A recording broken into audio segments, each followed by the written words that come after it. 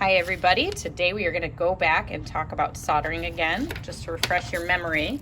My project is right here. I'm doing a ring. I have multiple joints. I have a lap joint and I have a butt joint that we're going to do today. And to kind of keep us on track, I have kind of a paper reminding us what we're doing. Last time we talked about prepping for soldering. So you have two different types of joints, our butt joint and our lap joint. Both of them I'll be doing. I've gone through and made sure I've sanded, I've got my light tight seam, and my metal is clean before doing these next steps. All right, so things we're gonna talk about. Safety first. You need your hair back. You cannot have loose clothing on. You can wear safety goggles, but sometimes it makes it a little hard to see the details, so it's up to you. And we're gonna just talk about some of these other things. So Flux. Flux keeps your metal clean. We have two different types. We have a white Flux, and if it gets dry, you can add water. And we have a black Flux. So the black Flux is something you use with nickel silver. It works a little better. The white Flux can use for all of the metals, but typically brass and copper. And since I'm adding a piece of nickel to brass, I'm just gonna use the white Flux, but I could use black. All right, and the point of it is to keep your metal clean, because when you use the torch, it gets your metal dirty. And if it gets dirty, the solder won't flow. So I'm using the Flux on my metal. Maybe I'll put it on right now just to show you. So you don't need to cover it all over. You're just putting Flux where you are going to be fusing the two pieces together. So I'm just putting a little bit on. You can see it's not a ton. I put it on both sides just so I know where I'm working. With the other one, the lap joint, I'm gonna put it just on the bottom. And just to kind of remind you, if you look in the center, see how it looks a little different? That is where I sanded this rounded piece, so it's got a much better surface connection. So it'll sit a little better. If it's super rounded, it won't have a great space to attach. All right, so I've got my pieces. You wanna put them on the way that you're planning on having them solder. Okay, so that's our Flux. Keeps your metal clean during the process. Next, our heat reflective brick. So that's what we have set up here. It's a nice surface to work on. It reflects the heat back to your metal. Next, our solder. Yes, spelled solder. We have hard, medium, and easy. So there are three different types of solder because you don't want to reopen your seams from one to the next. So I'm going to use hard solder here, and I'm going to use hard solder here. But when I go back to solder them together, I'm going to use medium or easy solder.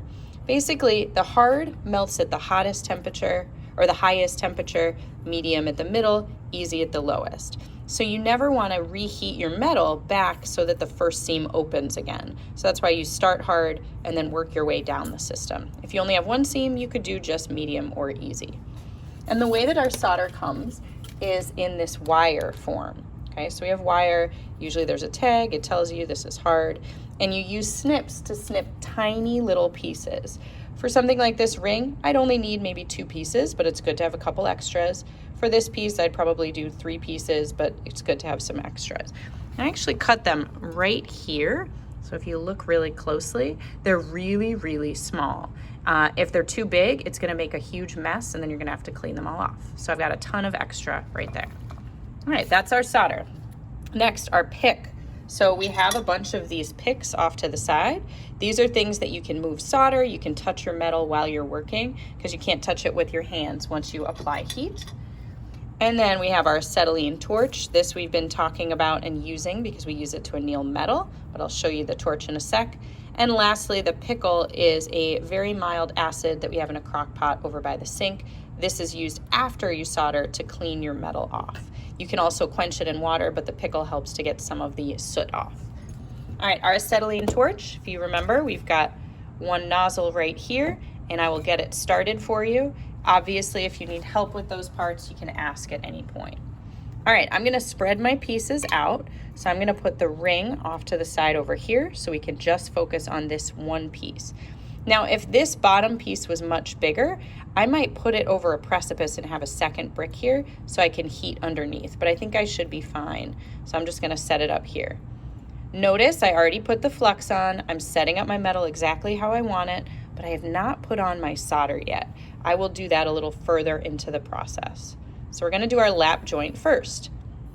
I got all kinds of anything flammable out of the way, any paper. Oh, and I've got to turn on the tank.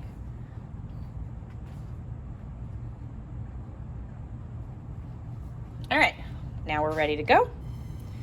Turned on my torch. I only need a very small flame.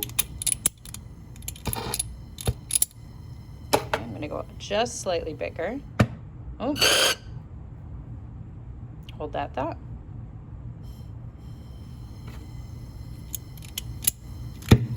Now the way we light our torch is using a striker. I didn't go over that either, but I can walk you through that when it's your turn. All right, so I'm putting my piece right here. First thing I'm gonna do is kind of some light all over flame. I'm looking for that flux to get white and crusty. So first it'll go through a phase where it bubbles, which you might see. It's bubbling. It'll get white and chalky.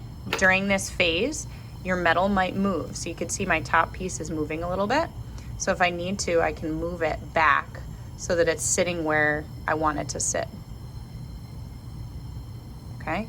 And then what will happen is once it starts getting clear, so the color is starting to clear up, then I can start placing my solder on. Okay, you really want to make sure it's placed exactly where you want it, because once you get the next step going, you cannot fix it again. It gets stuck. So what I just did was I dunked my flame, or my pick, in my flux right over here. This gives me the ability to pick up one of my pieces of solder. So I'm picking up a piece of solder. I'm gonna set it on the edge. You might hear a little sizzle. And I'm going to kind of set it underneath that edge because I'm trying to get them to stick together. Now my piece is kind of right on the edge, so I'm gonna turn it. I'm gonna come back. I'm gonna grab another piece. So I would say you probably wanna have 3 pieces total for something this big. Okay, and during this time, you can stop if you'd like to and turn off your torch, which is what I'm gonna do, just so I can save time and show you more in detail. All right, I'm going back, grabbing another piece, and I'm gonna set it right on here. If your pieces kind of get stuck and they won't move anymore and they won't sit where you want, you can always add a little bit of heat and come back to it. Okay, so now I'm gonna kind of set mine back over the edge just a little bit in order to be able to heat from the bottom, because the bottom piece is a little bit bigger. So it's gonna need a little more heat than the first one. All right, so soldering happens really, really quickly. So you'll know that your metal is ready when it starts to kind of sit down, when things get shiny, especially when that solder gets shiny. But a lot of times at the very last minute, you have to go and move things once again. So that's why I've got my pick ready to go in my heat. Notice the hottest part of the flame is right at the end of this triangle. So I'm kind of utilizing that to help with the soldering. Okay, I'm just making sure it's where I want it to sit. And now I'm gonna kind of come around because there's more heat on the bottom. I'm gonna add a little bit of heat. And I know with this one, you can't really see what's going on with your solder to know that it's for sure melting where you want it to. Okay, so I think I got it, but I definitely have a little bit that I'm gonna have to clean up. You can see that solder here. All right, we're gonna move on to our other one. All right, the ring. This one should be a little easier to see. I put the seam down because gravity will now work with me instead of against me, pulling the solder into that seam. I'm watching for my flux to get clear. Got white and chalky and bumpy, and now it's clear. And now I'm going to grab some of my solder. And you're gonna set it right along that seam. All right, if you need more flux, you can grab it.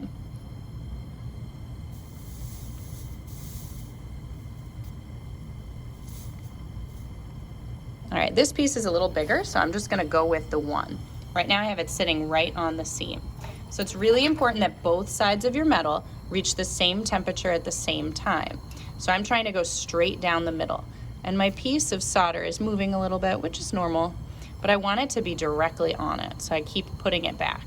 Now it's gonna get shiny, and that's right before it's going to melt. So I'm just kind of watching, it's getting shiny. You can look, it actually went to one side, it went to the right side. So I want it to move to the other side. So I'm gonna reheat it, putting a little bit more heat on the other side to try to get them to come together. All All right, I know that was very difficult to see and it went very fast, but a good way to check yourself is by standing it up in the other direction and seeing if you have a white line, which I definitely am getting a little bit of a white line there, so I think it went through. All right, my next step, now that I've done my soldering, is to let these cool.